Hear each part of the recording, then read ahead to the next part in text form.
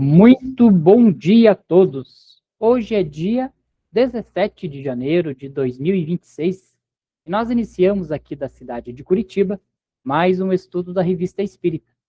Este estudo é promovido pela Sociedade Espírita Obreiros do Senhor e demais estudos da Revista Espírita e outros estudos promovidos pela casa podem ser acessados através do nosso site www.obreirosdosenhor.org.br.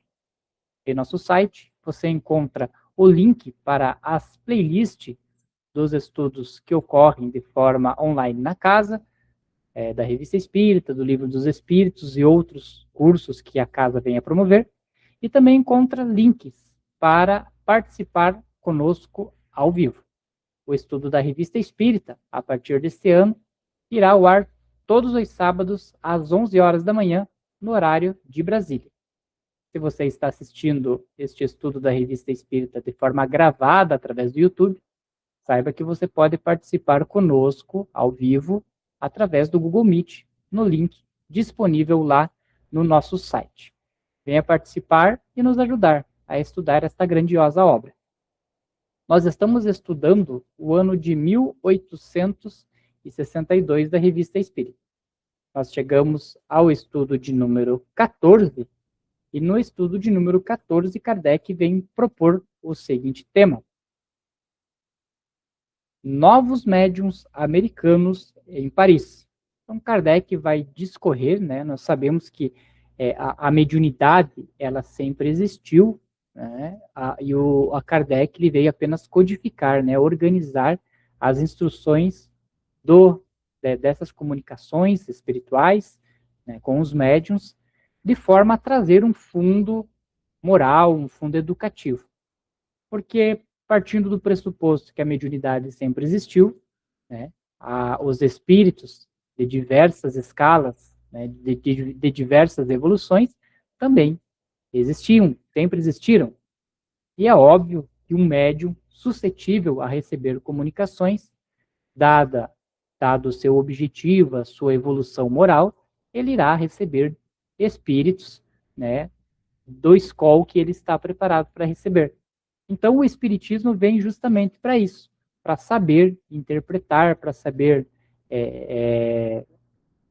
estudar ali cada tipo de comunicação, se é uma comunicação correta, que poderia ser passada para frente, se é uma comunicação que deveria ser estudada, mas aí já com o cunho de se proteger, né, de algum ataque, de algum espírito ali que esteja querendo apenas fazer ali um proveito ali do médium, né, de forma a gente chama de zombeteiros, né, ali com o trabalho, né, não instrutivo.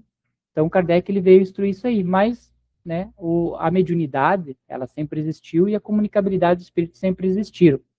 E com isso, né, ali nessa época que Kardec estava fazendo essa codificação, né, vários médiuns existiam no mundo inteiro. E ele vem falar agora aí de médiuns americanos que chegaram em Paris. Ele vai fazer uma análise ali desses médiuns que chegaram, né, aí, com certeza, aí já à luz da doutrina espírita. Então, este estudo ele está lá nas páginas 80 a 84 da Revista Espírita do ano de 1862, que você pode baixar tanto na descrição aqui do vídeo que você está assistindo no YouTube, tem um link ali para você baixar a revista, ou também você pode baixar em qualquer site das federações que você participa, seja da Federação Espírita do Paraná, que é a nossa federação aqui, ou a de qualquer outro estado. E assim eu passo a palavra para o Pereira dar continuidade no estudo de hoje. Então, bom dia a todos. Como bem o Lero colocou, né? E é uma das coisas que o Kardec valorizava muito, a universalidade, né, das informações. Então, ele utilizava médios do mundo todo, né? Pegava comunicações do mundo todo, principalmente na Revista Espírita. E hoje ele vai falar um pouquinho dos novos médios americanos em Paris, né? Então, vamos ao texto. No que respeita às manifestações físicas, por certo, os médios americanos plantam em número e em força ousou o velho continuou. A propósito, sua reputação está de tal forma estabelecida, principalmente do Sr. Holmes, que só o título parece prometer prodígio. Para muita gente, o Sr. Skill não era designado senão como o médio americano. Um charlatão que, alguns anos atrás, percorria cidades e feiras para dar representações. Fazia-se passar por médium americano, embora fosse perfeitamente francês. Eis que nos chegam dois novos, que de médium só tem o nome, e dos quais jamais teríamos falado, porquanto sua arte é estranha ao nosso assunto. Se a sua chegada anunciada com tanto estardalhaço não tivesse causado uma certa sensação pela natureza de suas pretensões. Já veio chamar a atenção, né? Aqui ele fala do médium, o Douglas Dunghome, né? Acho que é o nome dele, não lembro certinho, que era aquele médium de efeitos físicos. A gente até estudou ele, acho que ali pelos anos de 58, 59, onde a revista trata mais dessa parte de efeitos físicos. A gente estudou sobre ele, que ele levitava, saía por uma janela, entrava pela outra, né? Apesar dele, né, não ter aí uma ligação com o espiritismo, ele era um médium de efeitos físicos bastante forte. E aí Kardec já vem alertar, né? Então, esses que chegaram aqui, né, eles de médium só tem o nome, né? Porque com certeza ali as coisas que eles vão fazer, que Kardec vai nos trazer a explicação aí, não eram coisas que médium deveriam fazer. Então, vamos ver o que ele traz para frente. Para a edificação de nossos leitores, e para não sermos acusados de parcialidade, transcrevemos textualmente os seus prospectos de que Paris acaba de ser inundado. Sabe que eu vendo esse texto assim, eu acho que até hoje muitas pessoas se aproveitam das questões do momento, né, para ganhar dinheiro, né? Então, naquela época, com certeza, tinha pessoas aí que tinham uma certa capacidade aí de persuasão, de modificação de coisas, e aproveitava o momento ali para usar isso para ganhar dinheiro. Assim como hoje.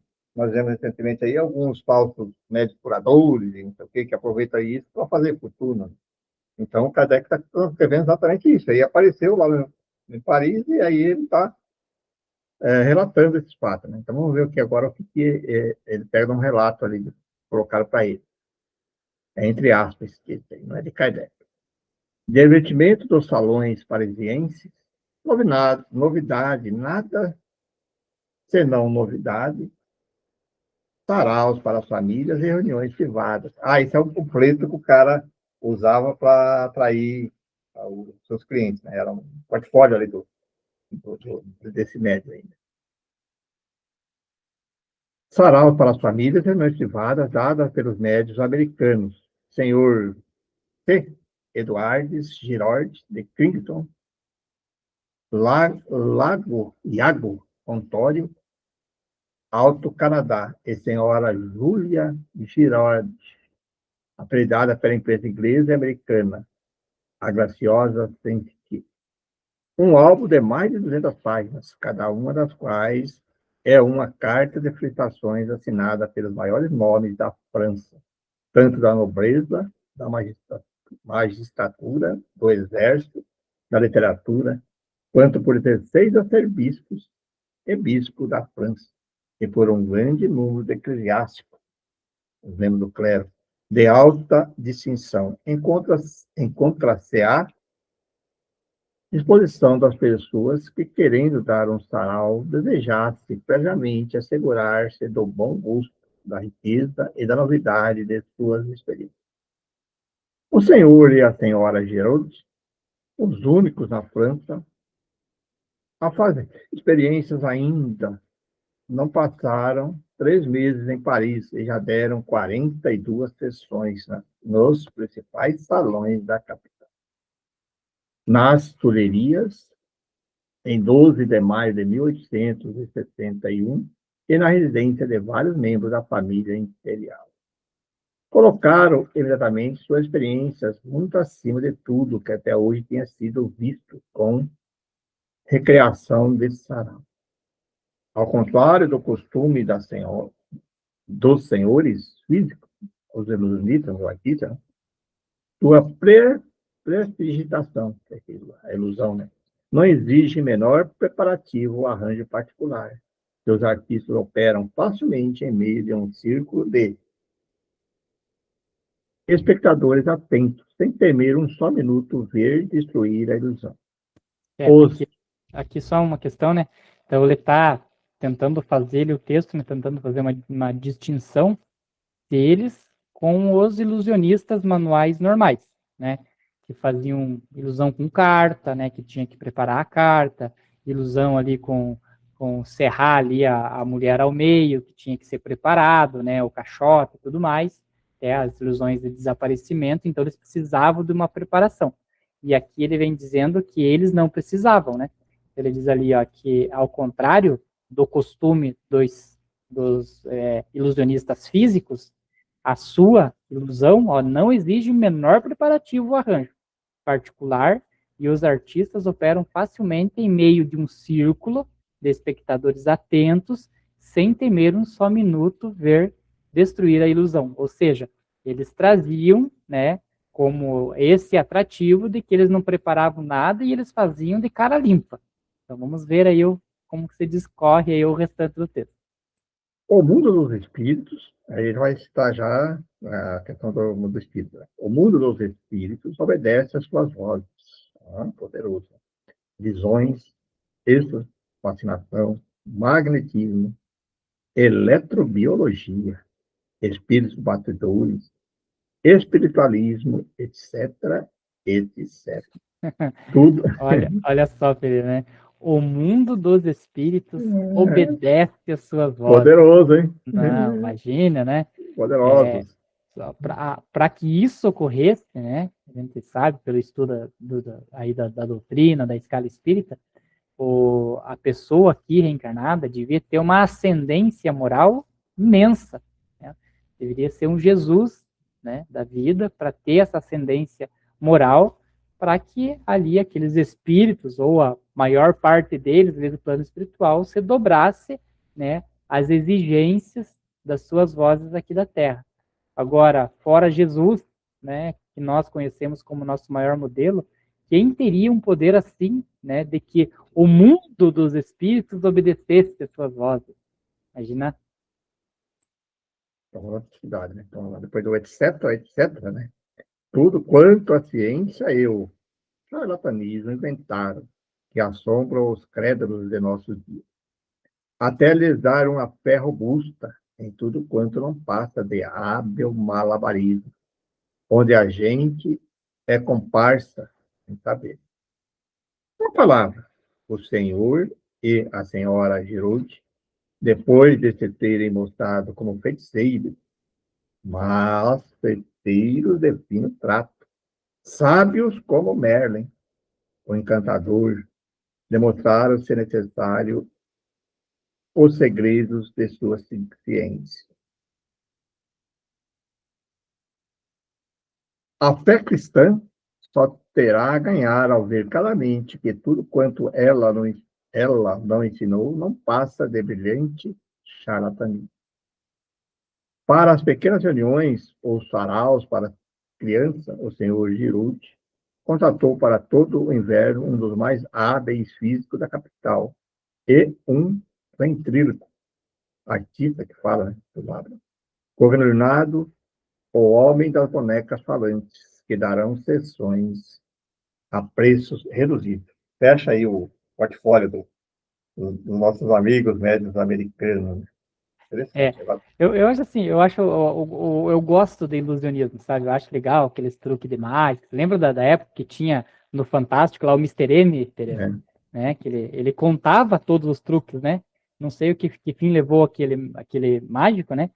Porque ele fazia o truque, você acreditava que era, né, uma mágica mesmo, e aí passava no capítulo seguinte, né, eles mostravam como que ele fazia aquele truque. E eu acho legal de ver isso, né, e também não julgo ninguém que queira ir ver.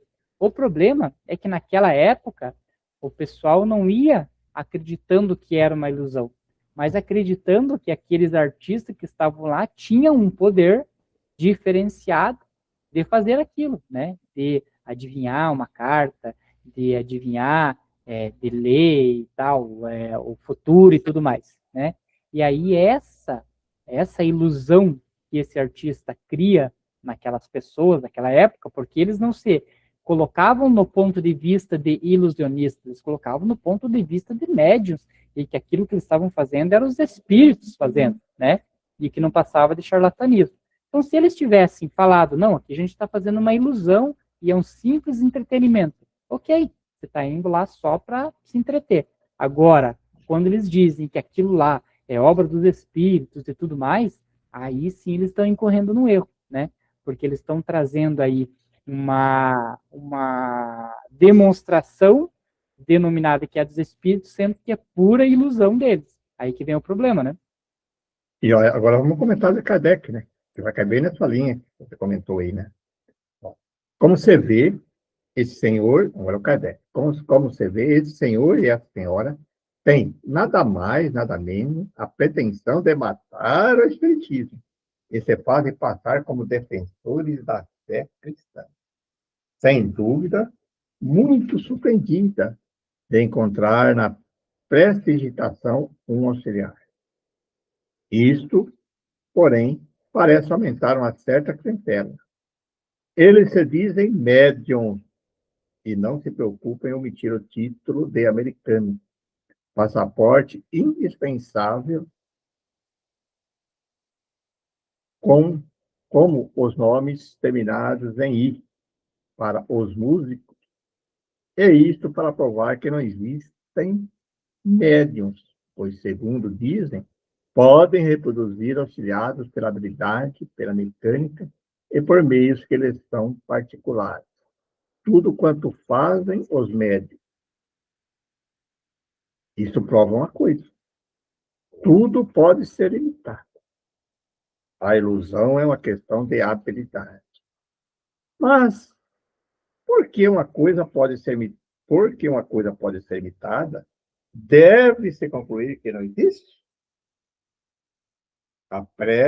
A prestidigitação imitou a ponto de enganar a lucidez sonambúlica. Deve-se, por isso, deduzir que não haja sonâmbulos? Fizeram cópias de Rafael tão perfeitas que foram tomadas como os originais. Isso significa que Rafael não teria existido? O Sr. Robert Houdin transforma a água em vinho e faz sair de um chapéu não preparado milhares de objetos capazes de encher uma caixa grande. Só um comentário interessante esse contraponto que Kardec diz, né? Não é porque existe o falso que o verdadeiro não vem a existir, né? Então, olha que legal o que ele traz aqui, né? Eu vou pular aqui a parte da parte do espiritismo, mas vim para a parte aqui de artes, né? Então, cópias daquela pintura do anjo Rafael, né?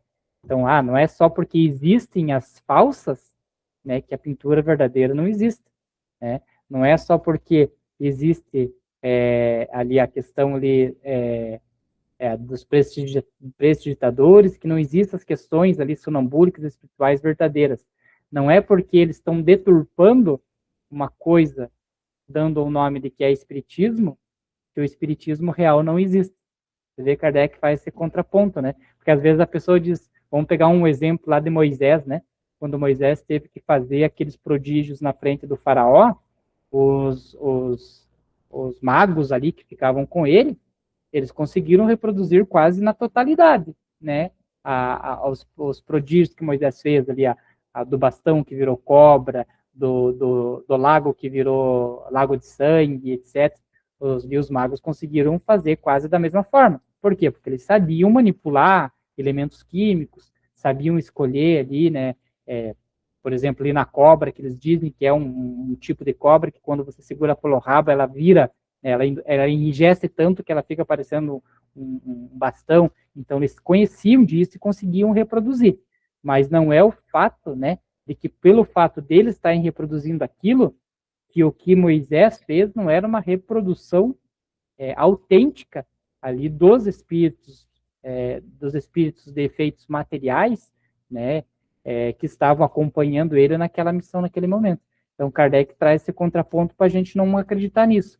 Não é só porque existem charlatões que fazem coisas e diz que é espiritismo e é tudo errado, né, que não existe o espiritismo certo, correto e sério, né?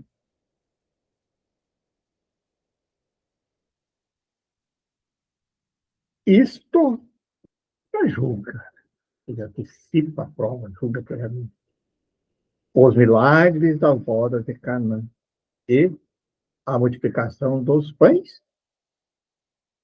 Entretanto, ele faz ainda melhor, pois de uma só garrafa vai sair meia dúzia de licores diferentes e deliciosos.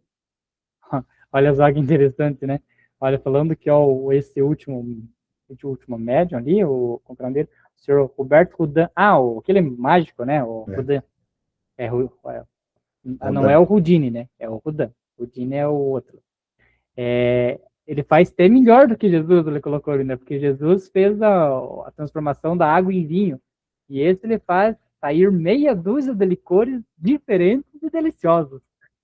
Né? Decidiu assim, mas se esse aí faz, então ele está no nível de Jesus.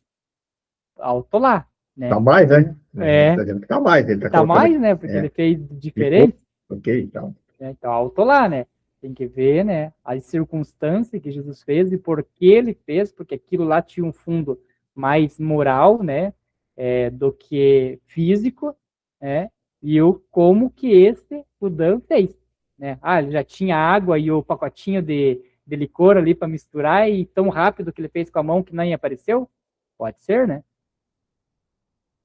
Todas as manifestações físicas se prestam maravilhosamente à imitação e, por isso, são exploradas pelo charlatanismo. Os charlatães ultrapassam de longe os espíritos, sobretudo nos casos de transporte, aquele deslocamento de objetos, pois os produzem à vontade, geralmente o certo, o que não é conseguido nem pelos espíritos, nem pelos melhores médicos.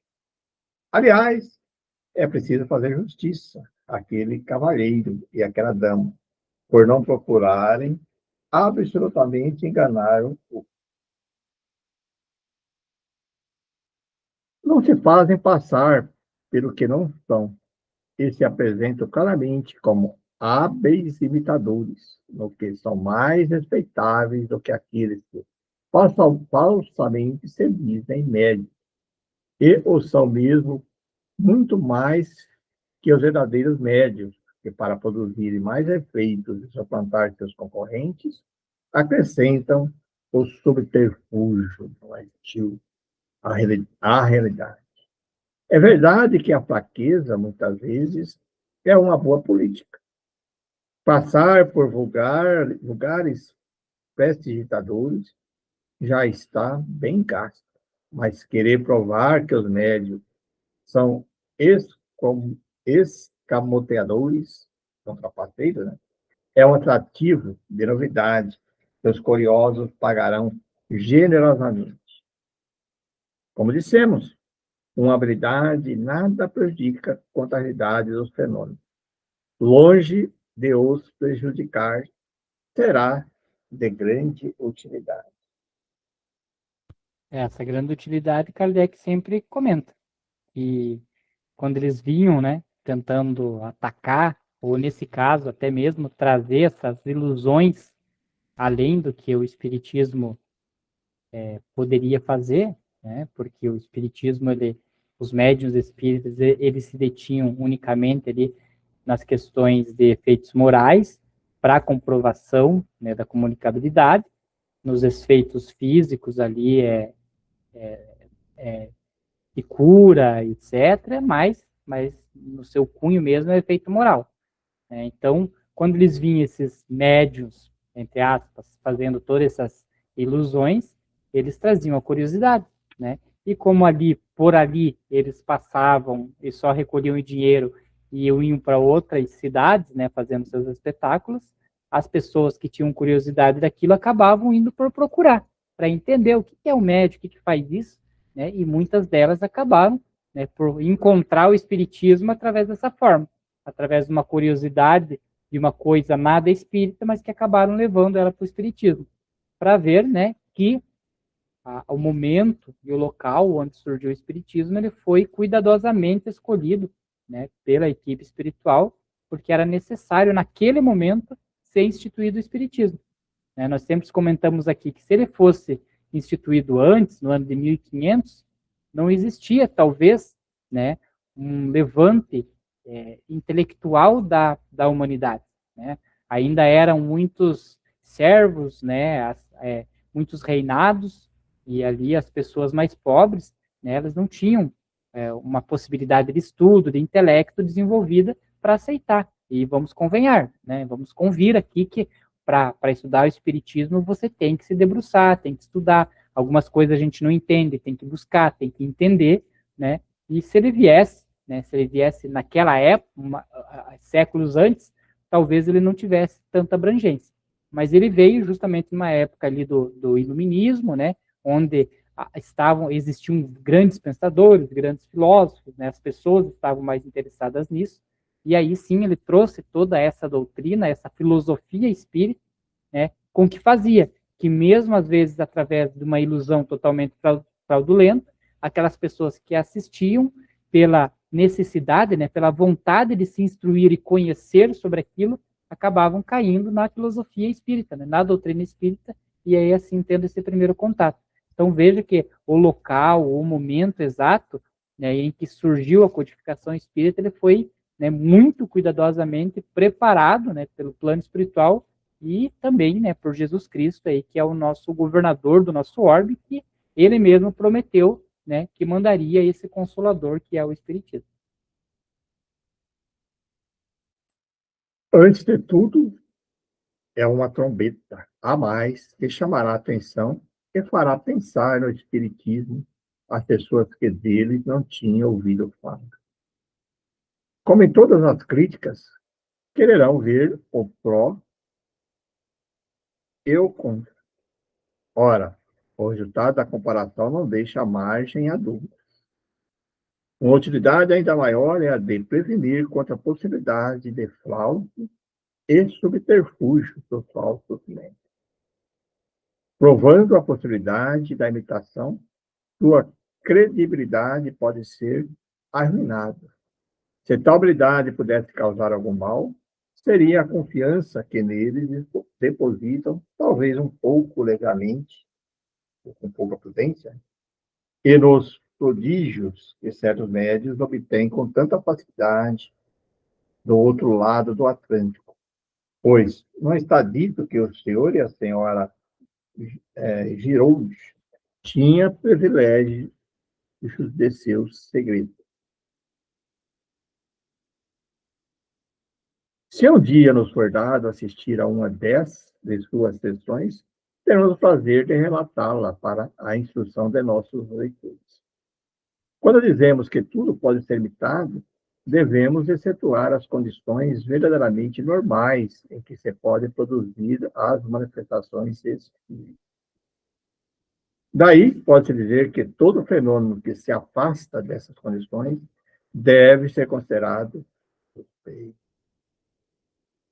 Ora, para julgar sensatamente uma coisa, é necessário tê-la estudada. As próprias manifestações inteligentes não estão a salvo do charlatanismo. Umas há que, por sua natureza e pelas circunstâncias que são obtidas, desafiam a mais consumada, extremamente desenvolvida, né? A habilidade, mais consumada habilidade da imitação, por exemplo, a evocação de pessoas mortas, revelando verdadeiras particularidades de suas existências desconhecidas do médium e dos assistentes. E, melhor ainda, essas dissertações de muitas páginas escritas de um jato de uma só vez, né? Tem rasuras, com rapidez, eloquência, correção, profundidade, erudição e sublimidade de pensamento sobre assuntos dados fora dos conhecimentos e da capacidade do médico, e que esse nem mesmo compreende. Para executar tais habilidades, seria necessário um gênio universal. Isso aqui é bem interessante, né, Pereira? Porque quando que Kardec vem trazendo que algumas habilidades mediúnicas, elas são tidas mesmo como um espetáculo, né? Vamos pegar, por exemplo, Chico Xavier, né? Chico Xavier era uma pessoa muito simples, muito humilde. E quando você pega, né, ali, por exemplo, ali os livros, né, de André Luiz, que era um médico, né, em suas reencarnações, e do plano espiritual, ele faz, né, o ditado daquilo que ele vê no plano espiritual, não teria como Chico Xavier saber isso por academia, né, por estudo e tudo mais. Mas ele escrevia de uma forma ali que, né, se eu não me engano, até ele mesmo falou que às vezes ele não compreendia o que ele escrevia, porque eram conhecimentos totalmente alheios a ele, né? Eu não me lembro se era Chico mesmo também, Pereira, que conseguia psicografar com as duas mãos, né? Ele Chico, é Chico, né? Imagina, né? Então ele com as duas direta. mãos, né? Escrita direta, então não era ele que fazia. Então uma mão estava psicografando um texto, com a outra psicografando o texto. Imagine, essa beira ao espetáculo, né? Mas, como Kardec disse, né? Então a diferenciação que tem que ser trazida é do que o fruto do espetáculo que Chico Xavier trazia e qual o fruto do espetáculo de que essas outras pessoas traziam. Aquelas outras eram só entretenimento, né? E o que um Chico Xavier trazia era totalmente um cunho moral e educativo para a evolução nossa. Então é nesse ponto que a gente tem que se deter, né?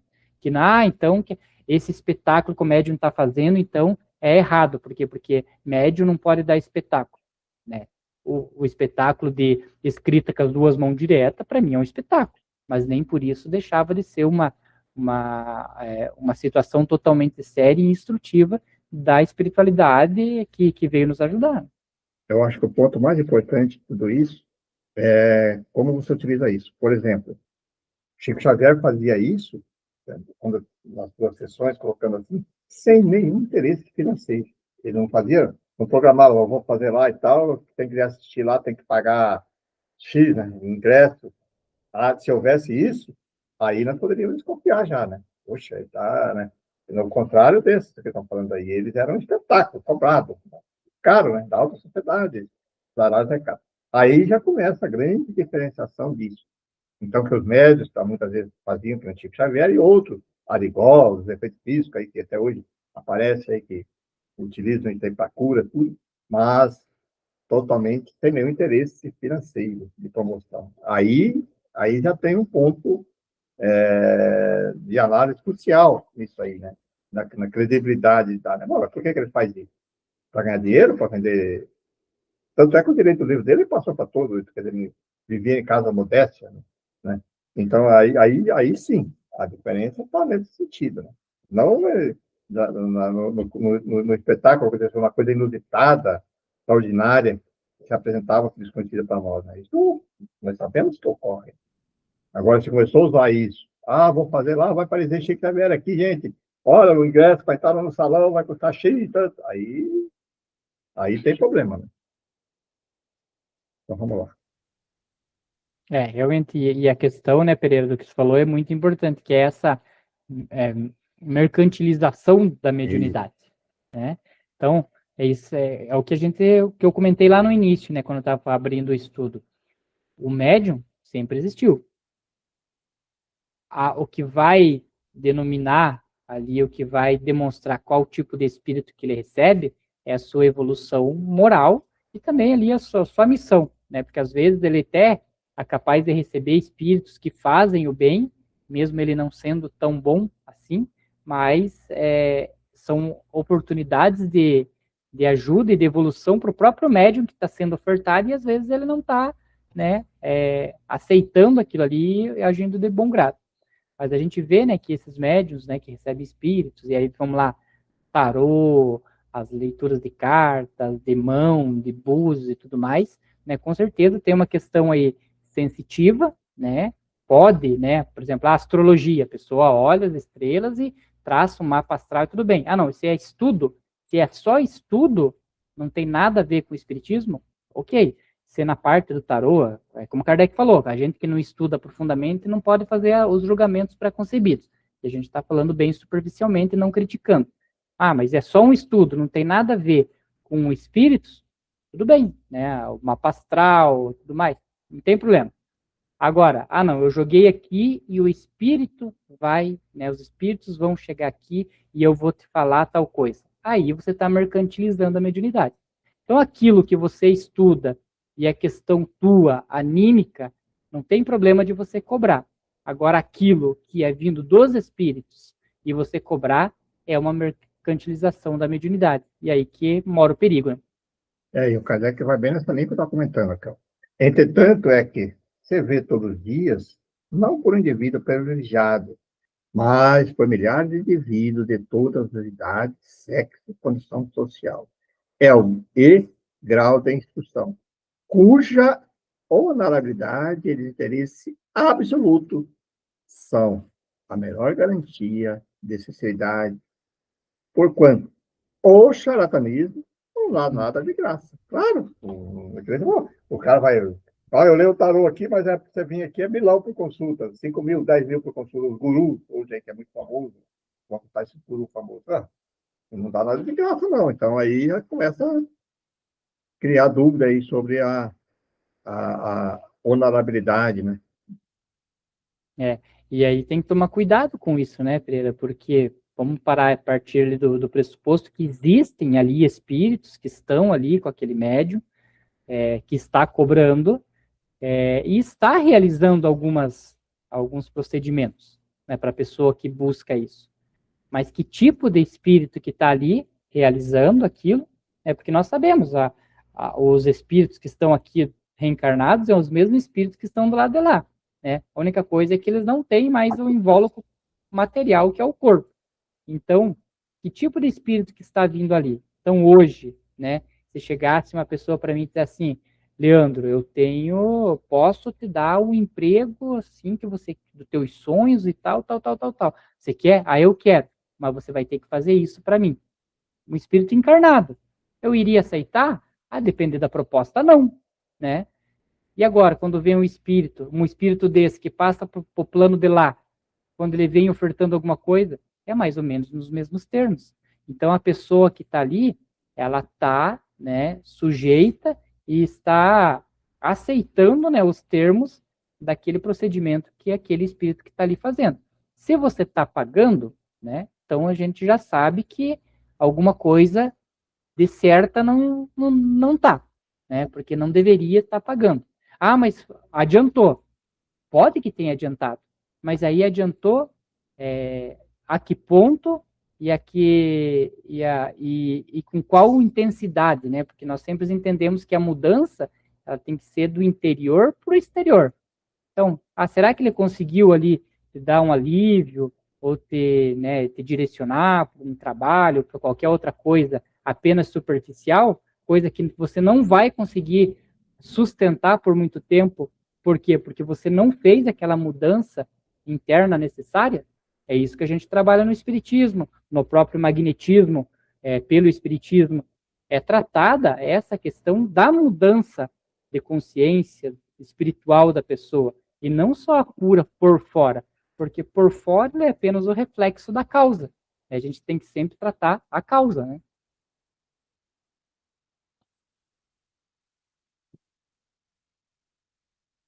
Se o senhor e a senhora Hirold quisesse aceitar uma luta séria nesse terreno que os chamaríamos, deixando-lhes com muito gosto o das manifestações. Nota: uma pessoa que se diz bem informada assegura-nos que Eduard Giroud deve traduzir por Eduard Giroud, e Kingston, Iago, Ontário, e Alto Canadá, por Saint Florence, Cantal. Interessante, né? E essa questão aí, que está comentando aí agora há pouco, nós que trabalhamos em grupo de obtenção, nós sabemos perfeitamente as consequências dessas procuras de pessoas aí pagando, né, para fazer algum tipo de trabalho, para ter algum benefício, e o custo disso é muito alto, né? Sabemos disso.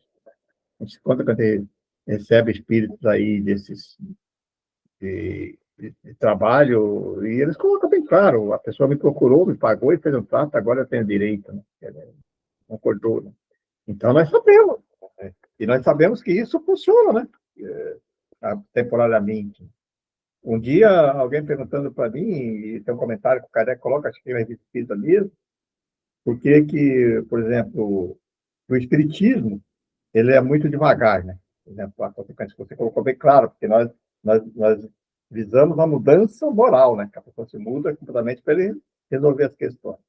Ela falou, não, mas a pessoa procurou lá e resolveu.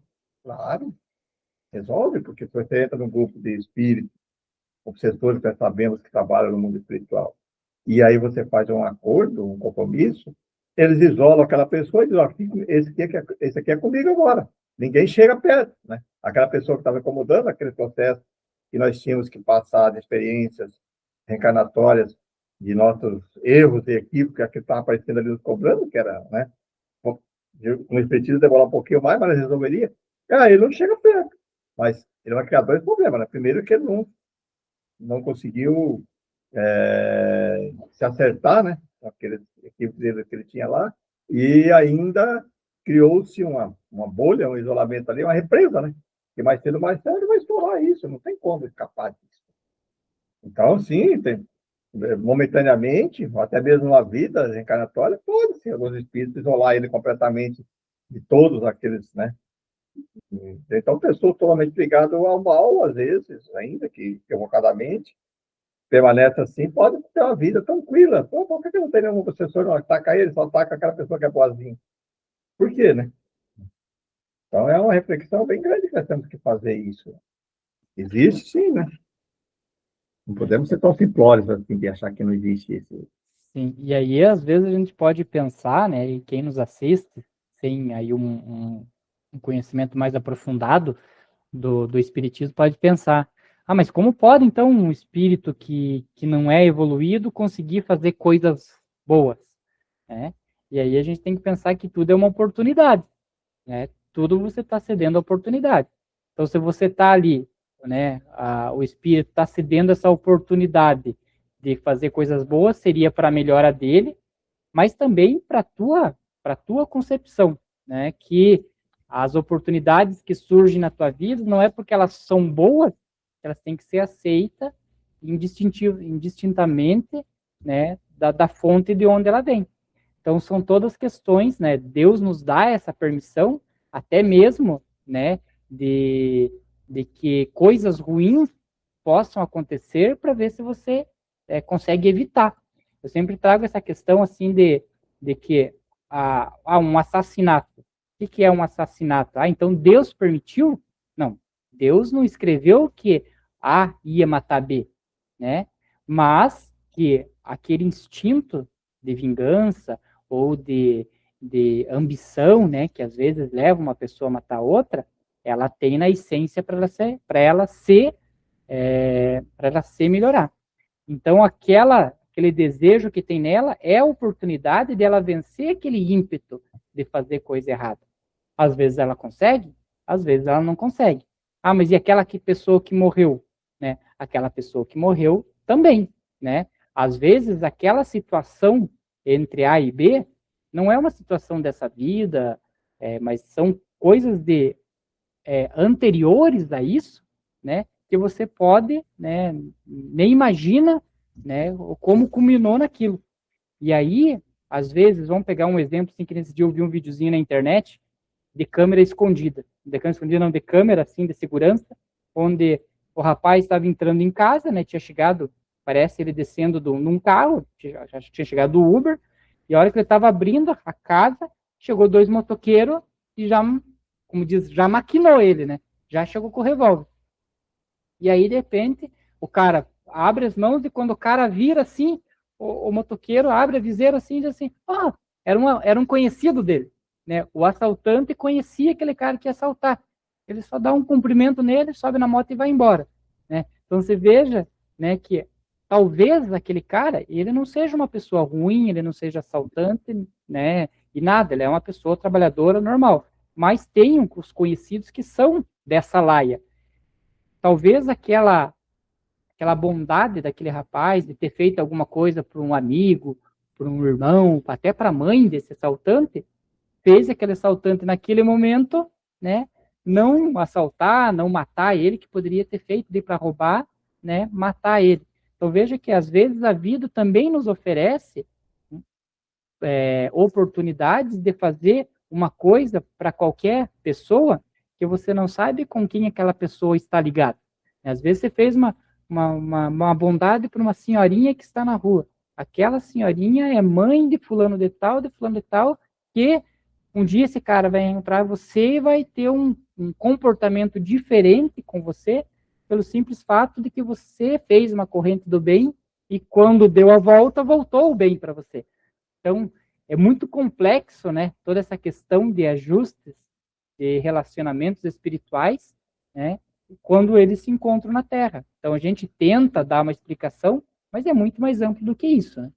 E às vezes a gente jamais temos que esquecer do livre-arbítrio, né? Porque aí nós sabemos, estudamos, hoje quando estudo o livro do Espírito, quando nós encarnamos, nós escolhemos, né? E nós somos orientados, e nós escolhemos o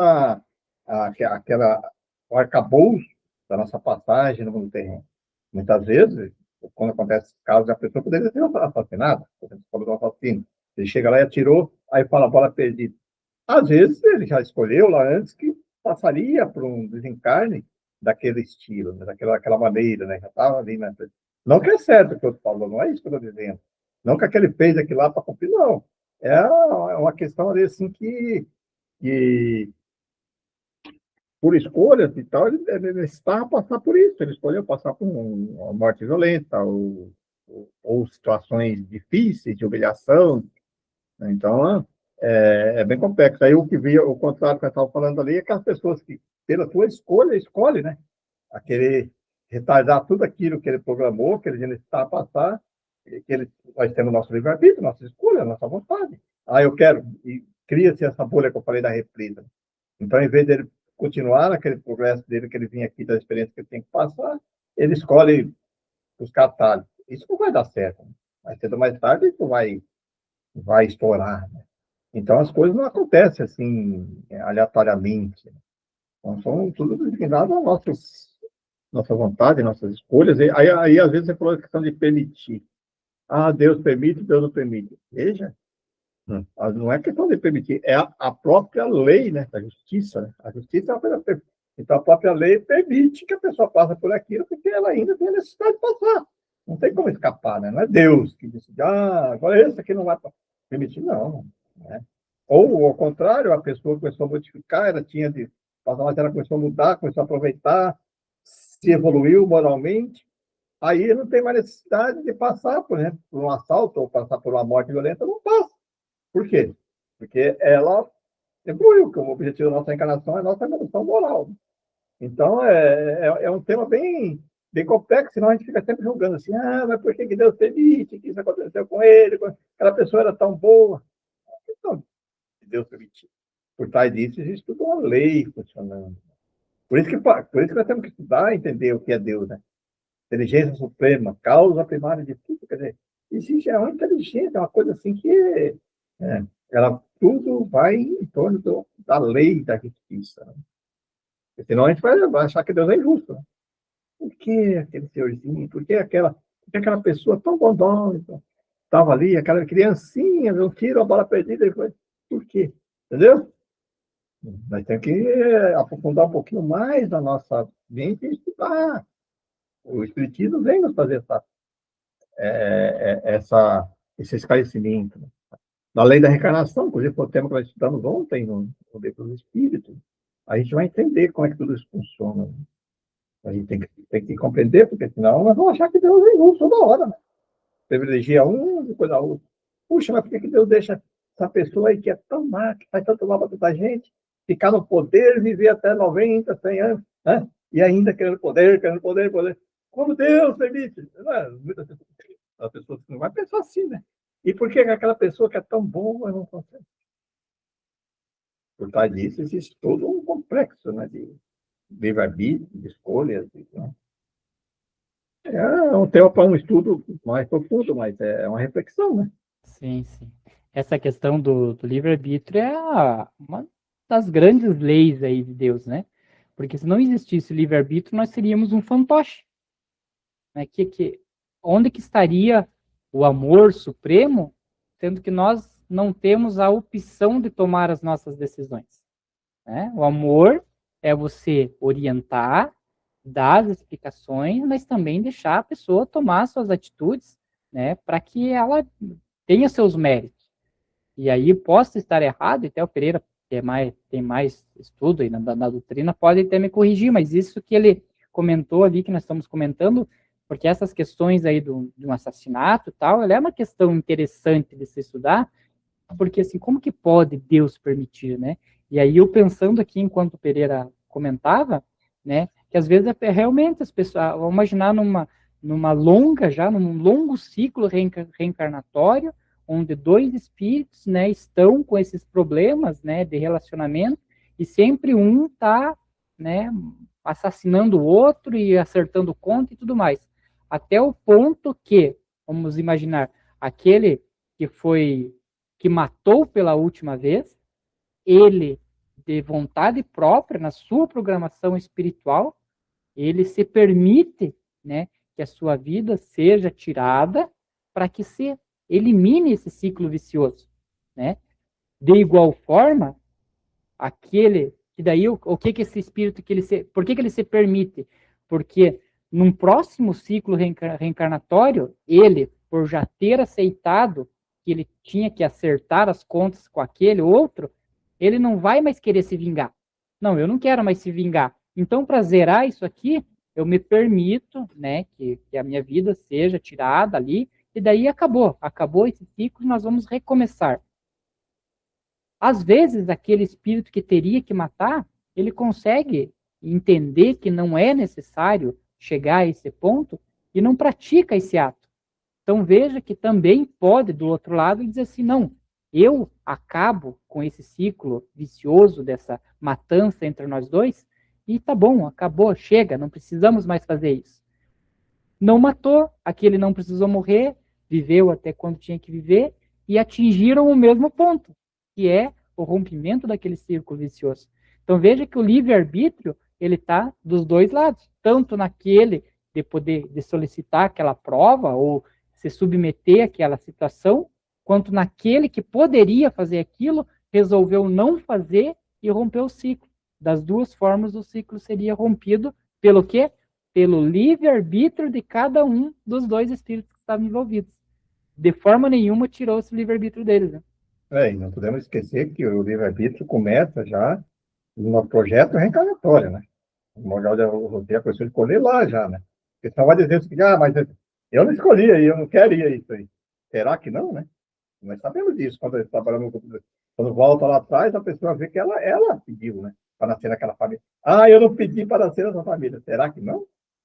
Se ela não pediu e ela apareceu ali, é porque ela tinha necessidades ali para resolver e foi, vamos dizer assim, escolhido ali aquele ambiente mais adequado que ela conseguisse, como você falou, desenvolver o seu senso moral e melhorar, né? Então, não existe na tua casa, né? Que você está ali próximo daquelas pessoas, dos afetos ou aquelas condições que você necessita para evoluir. Então, não é... Né?